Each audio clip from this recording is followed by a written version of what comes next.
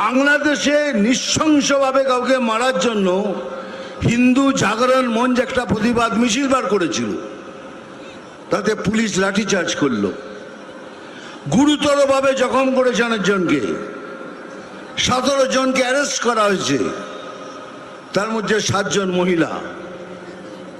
ভাবতে পারছেন বাংলাদেশে হয়েছে, প্রতিবাদ করছি এখানে সেটাও করতে পারবেন না।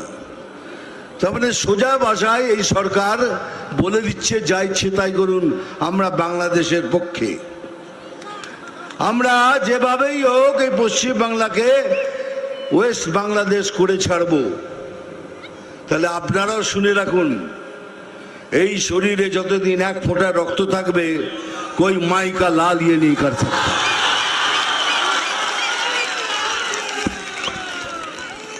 আর সেদিন আসছে, খুব তাড়াতাড়ি আসছে। আপনাদেরও বলে রাখি, যে যেভাবে আপনাদের সাথে ব্যবহার করবে ঠিক সেইভাবে তাদের ব্যবহারের উত্তর দেবেন, তা না হলে এরা সোজা হওয়ার লোক নয়। এরা তো দুর্নীতি করবে, এরা তো ওরা জীবনে যখন পয়দা হচ্ছে, জন্ম নিচ্ছে, বলে ওরে তোদের ঘরে আর একটা দুর্নীতি জন্ম করেছে, এখন এই জায়গায় দাঁড়িয়ে রয়েছে। কিন্তু একটু ভাবুন, এটা তো আমাদের বাংলা, এটা তো আমাদের পশ্চিম বাংলা, বাঙালির বাংলা, হিন্দুদের বাংলা। যদি এরকম কিছু হয় তাহলে আমরা কোথায় যাব? ওদের তো অনেক দেশ আছে চলে যাবার, আমরা কোথায় যাব? দেখুন, কিছুদিন ধরে আমার মনের মধ্যে একটা উচ্ছ্বাল তরঙ্গ চলছে, মনটা ভালো নেই। কেন নেই সেটা হলো এই জন্যই কি আমি কি এখনো পশ্চিম বাংলায় আছি না বাংলাদেশে আছি।